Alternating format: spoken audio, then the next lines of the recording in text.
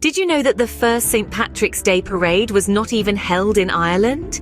It happened in a Spanish colony in what is now St. Augustine, Florida, all the way back in 1601. Quite a curveball, right? Well, it's true. This little nugget of history showcases the far-reaching influence of Irish culture. Even back then, the Irish spirit found its way into the hearts and celebrations of people thousands of miles from its home soil. Now that is a fun fact to start our journey into the history of St. Patrick's Day. So, who was St. Patrick? And why is a day named after him?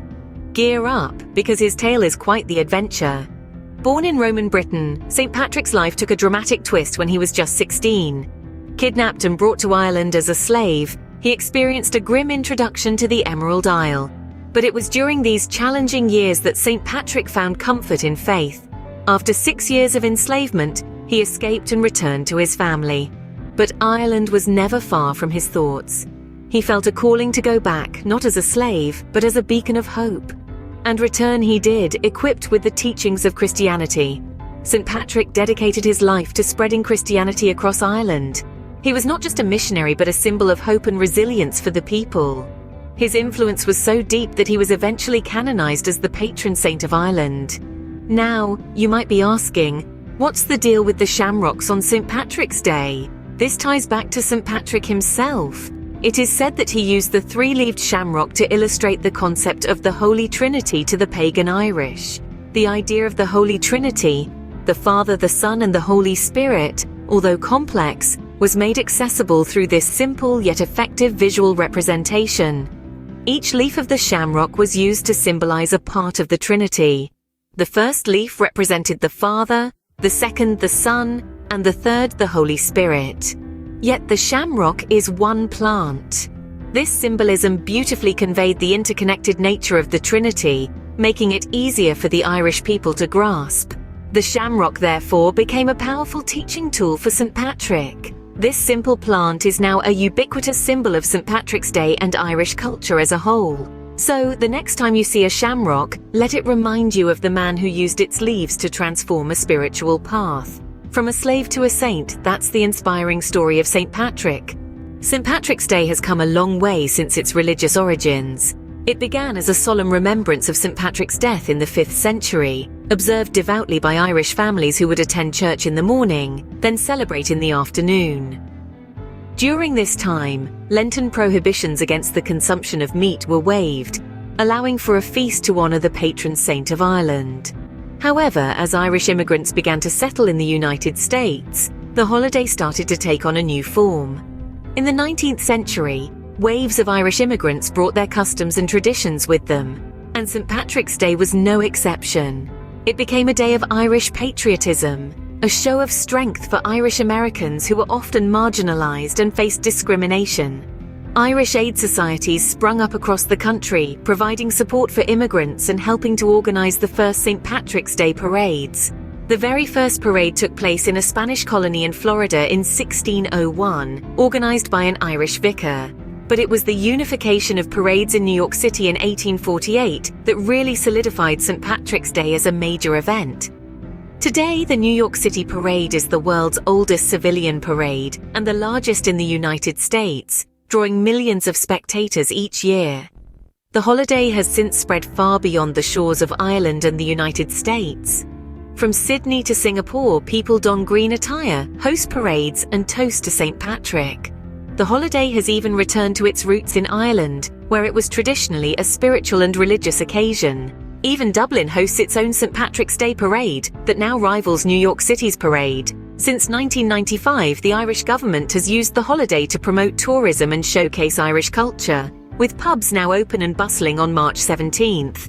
So while St. Patrick's Day may have started as a religious observance, it has evolved into a celebration of Irish culture and heritage.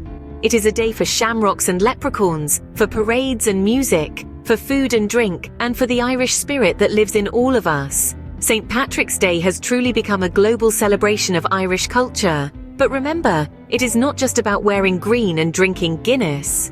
Today, St. Patrick's Day is celebrated far and wide, with some pretty unique traditions. From the United States to Ireland and beyond, the holiday has become a global phenomenon, One of the most visually striking traditions is the dyeing of the Chicago River green, a practice that began in 1962 and continues to amaze spectators every year. Across the globe, famous landmarks also light up in green, paying homage to Ireland and its patron saint. The Sydney Opera House, the London Eye, and even the Great Pyramids of Egypt have all been bathed in emerald light in honor of St. Patrick's Day. And let us not forget about the feasting and the merriment. On this day, Lenten restrictions are lifted, leading to grand celebrations filled with traditional Irish food and drink. Corned beef, cabbage, green-dyed beer, and of course a pint or two of Guinness are common sights on tables around the world. But it is not just about the partying. Since 1995, the Irish government has leveraged the global popularity of St. Patrick's Day to promote tourism and showcase the rich and vibrant culture of Ireland. From music and dance to literature and art, the holiday has become a fantastic showcase of all things Irish. And then there are the leprechauns, those mischievous figures of Celtic folklore known for their trickery and their supposed treasure. They've become synonymous with St. Patrick's Day, adding an element of fun and whimsy to the celebrations. Whether you are toasting with a shamrock in your drink or just wearing your favorite green shirt, St. Patrick's Day is a time to celebrate the enduring spirit of the Irish. And that, my friends, is the story of St. Patrick's Day. From its humble beginnings as a religious occasion, St. Patrick's Day has evolved into a worldwide celebration of Irish culture. We have learned about the man behind the holiday, St. Patrick himself, his struggles and his triumphs. We have traced the journey of this holiday from the shores of Ireland to the streets of New York and beyond, where it's marked by parades, festivals, and a sea of green. We have discovered the traditions that have become synonymous with this day, from the wearing of green and the shamrock symbol to the enjoyment of Irish food and drink. But remember, it is not just about the festivities. It is about the spirit of unity and pride, the acknowledgement of a rich cultural heritage, and the recognition of a man who became a beacon of hope for a nation. And now it's over to you. How do you celebrate St. Patrick's Day? Do you have a special tradition, a favorite Irish dish, or a memorable St. Patrick's Day experience? We would love to hear about it. So, share your stories in the comments below and let's keep the celebration going.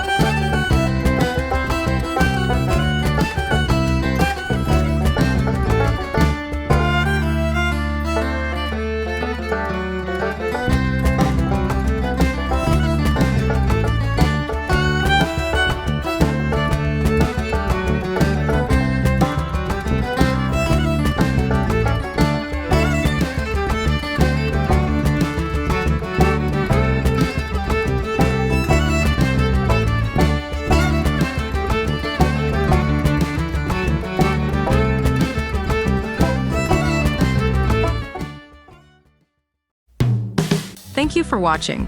Hope you found this video informative and entertaining. Please subscribe, like, share, and comment. We do like to know and hear your feedback. And if you have the means, please consider supporting us on Patreon, where we post bonus material. Till next time, this is Geeky Tidbits, saying cheers, and have a good day.